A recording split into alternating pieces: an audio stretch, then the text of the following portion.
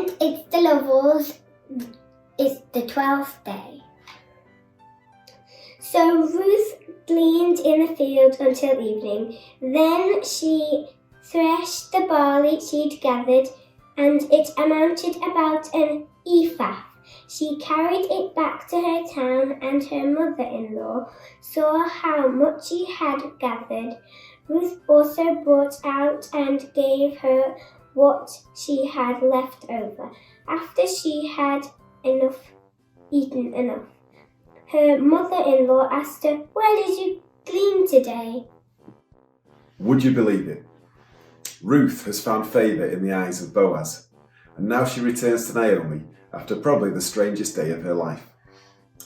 But as she's reunited with her mother-in-law, the spotlight of the narrative is firmly not on them, but on everything that Ruth brings back with her.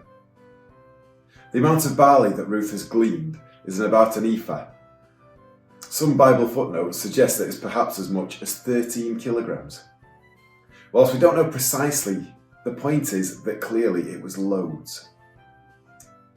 Notice the way the narrator keeps drawing our eyes to Ruth's harvest.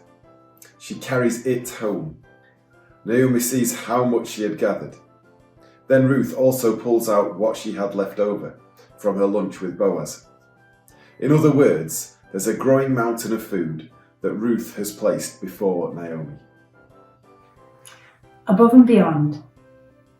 As we saw previously, the Old Testament law commanded landowners to allow widows, orphans and foreigners to glean at the edge of their fields for leftover scraps.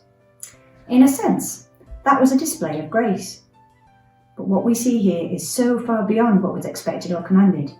This is grace upon grace upon grace. In this book, Boaz and Ruth are both living embodiments of the Lord's graciousness to Naomi. Here, the focus is on the abundant great generosity of Boaz. But we've already seen the way Ruth promises to be committed to Naomi, even until her own body lies in the ground. Chapter 1, verses 16 to 17. The clear implication throughout these chapters is that both Boaz and Ruth know the character of the Lord. He is a God who is defined by loving kindness, which is from Exodus 34, verses 6 to 7. Just as Naomi learns to trust in that gracious character, we are invited to trust in God's graciousness too. Graciousness we considered. As we experience God's love, it begins to transform us. That's what has already happened to Ruth and Boaz. Likewise, we too are challenged as to whether we're displaying the character of the God we know and love. Of course, being spiritually transformed doesn't work like a vending machine. We don't program in God's graciousness and then out comes the character of graciousness in return. As we saw yesterday, it's only as our hearts are warmed by God's graciousness to us that greed, pride and self-obsession will slowly be melted away.